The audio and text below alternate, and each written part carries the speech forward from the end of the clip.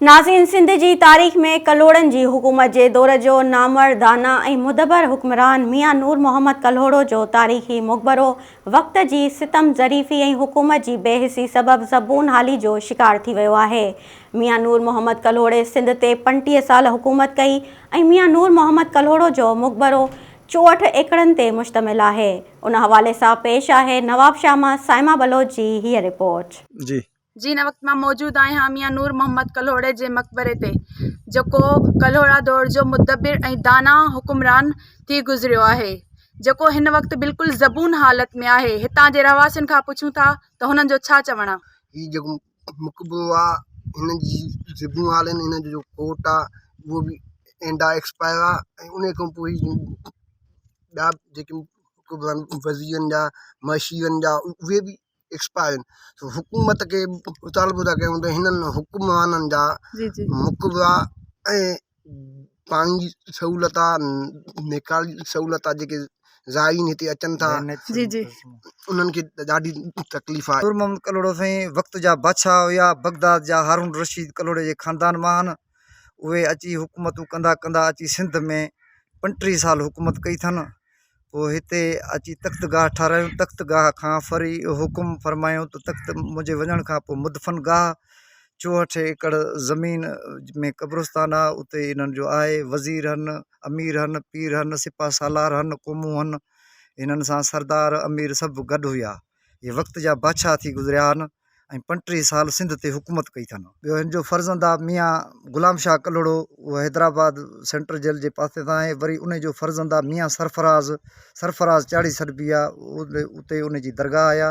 हीअ कल्होड़ा ख़ानदान जी वॾी तारीख़ आहे सिंध में, ऐं मदीने खां, ईरान खां, बगदाद खां हिते अची हली अची सिंध में एंड कयो अथनि। सिंध जी तारीख़ में कल्होड़ा दौर हुकूमत जो नामवर दाना ऐं मुदबर हुक्मरान मियां नूर मोहम्मद कल्होड़ो, जंहिं सिंध मथां 1753 खां 1719 ताईं 35 साल हुक्मरानी कई, उन जो तारीख़ी मक़बरो ज़िले शहीद बेनज़ीराबाद नवाब शाह जे तहलके काज़ी अहमद शाहपुर जानिया लॻ अलनूर शुगर मिल खां ओभर तरफ़ चंद किलोमीटरनि ते वाक़िअ आहे, जेको कल्होड़नि जी साहिबीअ में ॻाढ़ी ऐं ख़ुदाबाद खां पोइ 4 नंबर सरकारी हैसियत माणींदड़ तख़्त मोहम्मद आबाद नाले सां हो, जेको मियां नूर मोहम्मद कल्होड़े जे दौर हुकूमत में सिंध जी गादीअ वारी हैसियत रखंदड़ हो। उहो तारीख़ी बाग़ मोहम्मद आबाद हिन वक़्तु देह मियां नूर मोहम्मद में मियां जा कुबा जे नाले सां मशहूरु आहे।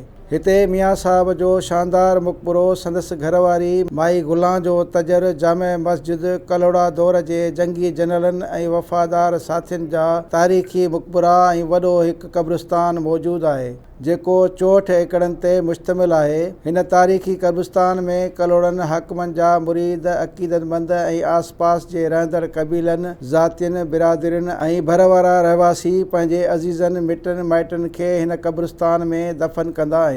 हिन दरगाह ते हर साल तारीख़ 8 ज़ुलहज ते उर्स शरीफ़ मेलो लॻंदो आहे, जंहिं में वॾे अंग में ज़ाइरीन शिरकत कंदा आहिनि। सिंध जो ही तारीख़ी बाग़ तख़्त मोहम्मद आबाद नाले सां ठारायो वियो, जेको हिन वक़्तु मियां जा कुबा जे नाले सां मशहूरु आहे। मियां नूर मोहम्मद कल्होड़े जो तारीख़ी मक़बरो संदसि फ़र्ज़ंद मियां ग़ुलाम शाह कल्होड़े 1763 ईस्वीअ में जोड़ायो, छाकाणि त मियां ग़ुलाम शाह सिंध जी सक़ाफ़ती ऐं तारीख़ी बाग़ मकाननि ठाहिराइण में बेहद दिलचस्पी रखंदो हो। हिन केतिरा ई पंहिंजे दौर हुकूमत में तारीख़ साज़ कम कया ऐं फ़न तमीर जो नादर नमूनो पेश कयो। सिंध जे अज़ीम सूफ़ी शाइर शाह अब्दुल लतीफ़ भिटाई जो रोज़ो पिणु कल्होड़ा हाकिम मियां ग़ुलाम शाह तमीर करायो। माहिर आर्कियालॉजी नियाज़ रसूल ॼाणायो आहे त हीउ मक़बरो टिकुंदी दीवार अंदरि आहे ऐं ओभर पासे वारी दीवार में दाख़िली दरवाज़ो अथसि। दीवार अटिकल 8 फुट